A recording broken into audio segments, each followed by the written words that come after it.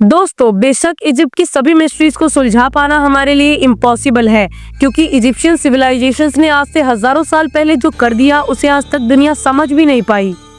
लेकिन अगर किसी तरह हम इन मिस्ट्रीज को डिकोड कर लें तो हम अपनी दुनिया में एक नया अध्याय लिख सकते हैं। हम अपनी टेक्नोलॉजीज में लाखों गुना आगे पहुंच सकते हैं।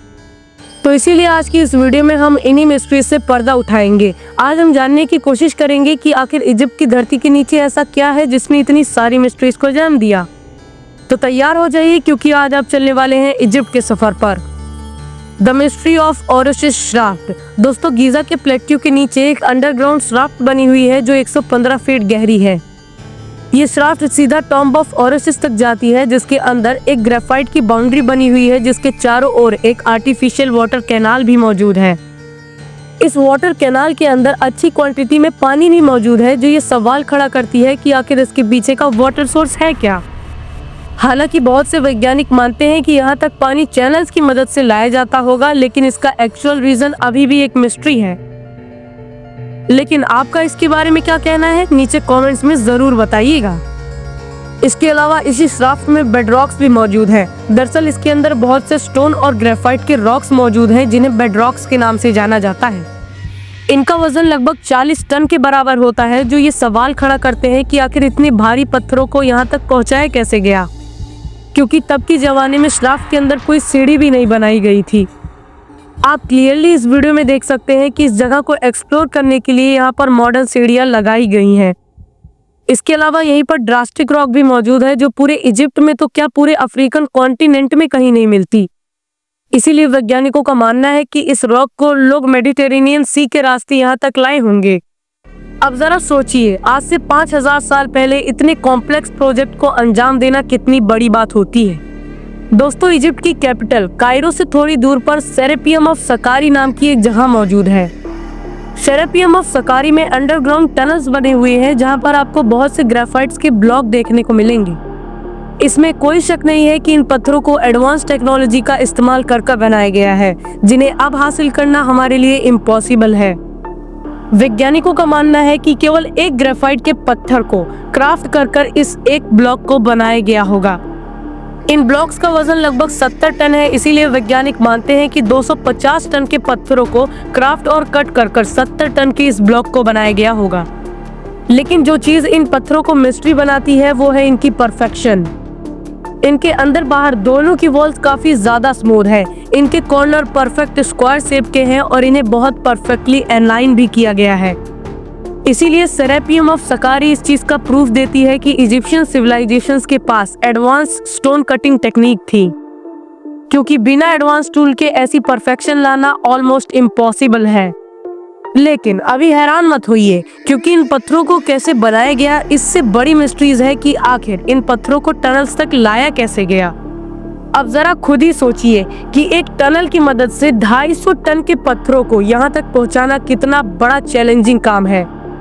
इसीलिए वैज्ञानिकों को आज तक ये नहीं पता कि आज से हजारों साल पहले इजिप्शियन सिविलाइजेशंस इन पत्थरों को बनाने और ट्रांसपोर्ट करने में कौन सी टेक्नोलॉजीज का इस्तेमाल किया करती थी।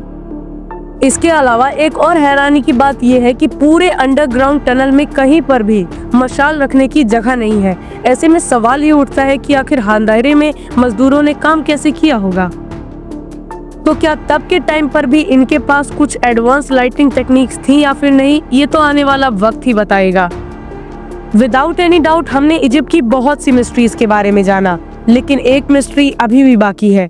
क्योंकि अगर हम इजिप्ट की मिस्ट्रीज के बारे में बात कर रहे हैं और the great pyramid of Giza का नाम ना आए, ऐसा हो ही नहीं सकता। क्योंकि इस पिरामिड के पीछे का हर एक सवाल अपने अंदर एक मिस्ट्री छुपाई हुई है। आखिर इसे क्यों बनाया गया, कैसे बनाया गया, ऐसे बहुत से सवाल। आइए इसी के बारे में इस वीडियो में जानते हैं। दोस्तों, मैं आपको बता दूं, ये गीजा के पिरामिड्स को एग्जैक्टली ओरियन बेल्ट से अलाइन कर बनाया गया है, जो लास्ट टाइम 10,500 साल पहले अलाइन हुए थे, जो इस बात का कंफर्मेशन करती है कि इन पिरामिड्स को लगभग 10,000 साल पहले तो बनाया ही गया होगा। लेकिन 10,000 साल पहले बनाने के बावजूद भी ये आज भी क्राफ्टिंग और इंजीनियरिंग का एक बेमिसाल नमूना है। इन पिरामिड में यूज हुए पत्थरों पर कुछ ऐसे निशान मिलते हैं जो इस चीज का सबूत देते हैं कि इन पिरामिड्स को मॉडर्न टेक्नोलॉजीज का इस्तेमाल कर बनाया गया है। क्योंकि बहुत से पत्थरों पर वर्टिकल मशीन्स और बहुत से पत्थरों पर सर्कुलर मशीन्स के भी निशान देखने को मिलते हैं, जो इस बात को तो क्लियर कर देते हैं कि भले ही इसे 10,000 साल पहले बनाया गया हो, लेकिन इसे सिर्फ छेनी और हथौड़ी की मदद से नहीं बनाया गया। इसके अलावा इन पिरामिड्स में मौजूद पत्थरों को कुछ इस तरह से फिट किया गया है जो हैरान कर देता है, क्योंकि इन पत्थरों में इतना भी गैप नहीं है कि इसके अंदर एक बाल भी जा सके। आखिर कैसे इन्हें इतने परफेक्टली तराशा गया, ये अभी भी एक सवाल है। इसके अलावा इन पिरामिड्स को एस्ट्रोनॉमी और ज्योमेट्रिकल वैल्यूज को ध्यान में रखते हुए बनाया गया है, क्योंकि इनका कॉन्स्टिलेशन और डायरेक्शन से तो कनेक्शन देखने को मिलता ही है। लेकिन इसके अलावा इजिप्ट में जो सबसे बड़ा वाला पिरामिड है वो अर्थ के लैंड मास के बिल्कुल सेंटर में मौजूद है। इसके अलावा इजिप्ट के अंदर बहुत सी इकोस्टिक क्वालिटीज भी मौजूद हैं और खासकर किंग चेंबर में तो ये बहुत ज़्यादा ही बढ़ जाती हैं। अगर आप किंग्स चैम्बर में जाकर कुछ भी बोलते हो तो वो आवाज़ एक रहस्यमय तरीके से गूंजती है। अब आप खुद ही सोचिए, इस लेवल की कारीगरी आज से 10,000 साल पहले बिना किसी टेक्नोलॉजी के कैसे की जा सकती है। लेकिन ये सारी चीजें एक बड़ा सवाल खड़ा करती हैं कि क्या सच में डेड बॉडीज को सुरक्षित रखने के लिए इतना ज्यादा पैसा और मैन पावर खर्च करेगा कोई। और ये बात सच भी है, क्योंकि इजिप्ट के पिरामिड्स को लाशों को रखने के लिए नहीं बनाया गया था, बल्कि इसका रियल पर्पस तो कुछ और ही था। एडविन कनल ने 1960 में इस पिरामिड पर बहुत लंबे टाइम के लिए रिसर्च करी और 2 साल बाद एक बुक पब्लिश की। इस बुक का नाम था फराओस पंप। इस बुक में उन्होंने बताया कि पिरामिड का इस्तेमाल एक विशाल पंप के रूप में किया जाता था।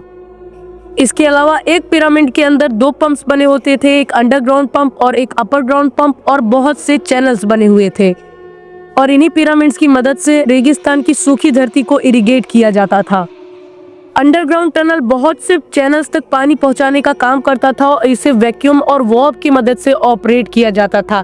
इसके अलावा हो सकता है कि इजिप्शियन इस काम में किसी फ्यूल का भी इस्तेमाल करते हों।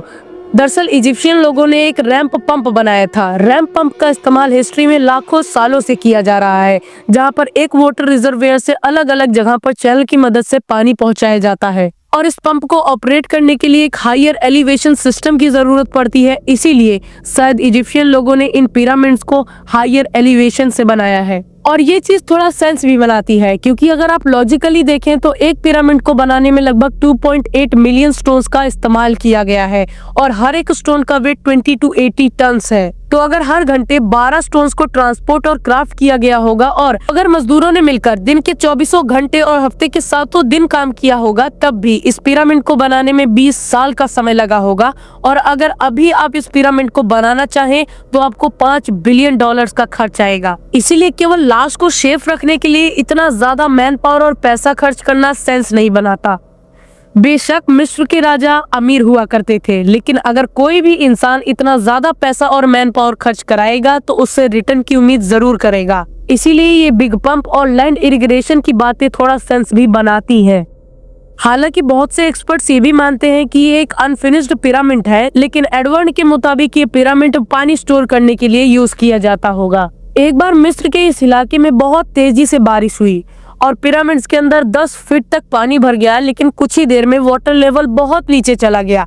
एक्सपर्ट्स का मानना है कि ये अंडरग्राउंड चैम्बर्स और चैनल्स में पानी चला गया होगा, लेकिन इस जगह पे कंप्लीट रिसर्च नहीं हो पाई, क्योंकि इस जगह के बहुत से हिस्से को मिलिट्री कैंप के लिए इस्तेमाल में ले लिया गया है और यहाँ पर कोई भी आम इंसान नहीं जा सकता। इसके अलावा इजिप्ट के पिरामिड के बारे में एक और थ्योरी बहुत ज्यादा फेमस है, जिसके मुताबिक इजिप्ट के पिरामिड्स को ओल्ड टाइम में एक इलेक्ट्रिसिटी जनरेटर के हिसाब से यूज किया जाता होगा। 1998 में क्रिस्टोफर डन ने एक बुक पब्लिश की थी जिसका नाम था द गीजा पावर प्लांट। इस बुक में उन्होंने एक्सप्लेन किया था कि ये पिरामिड्स अर्थ की सिस्मिक एनर्जी को एब्जॉर्ब कर उसे इलेक्ट्रिसिटी में कन्वर्ट कर सकते हैं।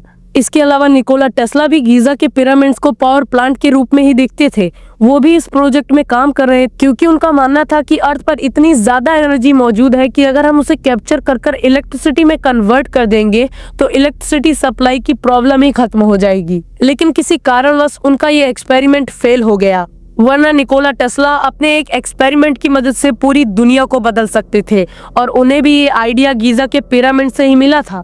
तो दोस्तों, इससे एक बात तो क्लियर हो जाती है कि अगर हम अपने ईगो को साइड में रखकर एंशिएंट टेक्नोलॉजीज पर रिसर्च करें तो हमें बहुत सी ऐसी चीजें मिलेंगी जो हमारी टेक्नोलॉजी को और एडवांस कर सकती हैं। वैसे आपका इसके बारे में क्या सोचना है, हमें नीचे कमेंट्स में जरूर बताइएगा। और अगर आपको वीडियो पसंद आई है तो हमारी ये 2 वीडियोस देख सकते हैं, जिनमें में से एक में मैंने आपको अमेज़न की मिस्ट्रीज के बारे में बताया है और दूसरी वीडियो में मैंने आपको समुद्र की मिस्ट्रीज के बारे में बताया है।